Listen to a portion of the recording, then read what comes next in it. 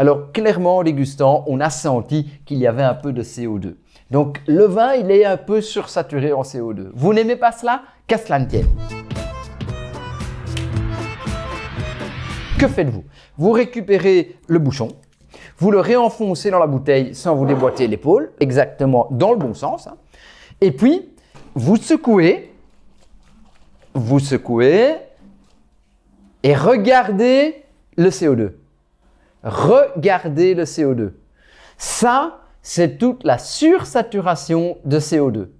Ici, moi, je l'ai fait en fermant la bouteille. Je peux bien sûr maintenant ouvrir la bouteille et le faire avec mon pouce parce que l'objectif, si vous n'aimez pas la sursaturation au CO2, l'objectif est de retirer ce CO2.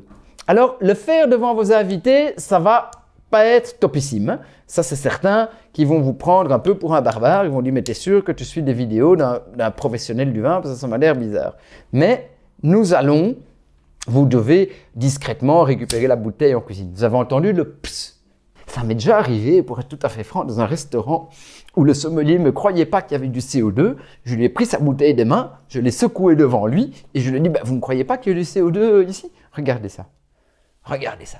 Ça, c'est du CO2. Pour moi, c'est un peu too much. Je trouve que c'est bien de sursaturer en CO2, surtout si par ailleurs on peut éviter de mettre des sulfites.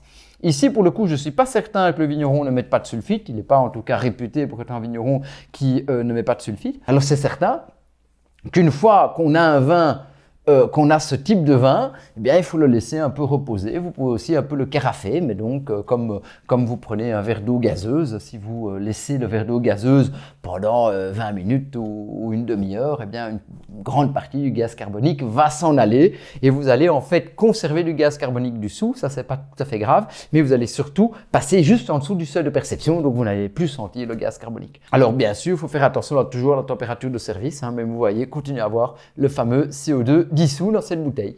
Voilà, c'était Fabrizio Buccella pour Interwine & Dine. J'ai été ravi de passer ces moments avec vous. J'espère à très vite et vive le printemps.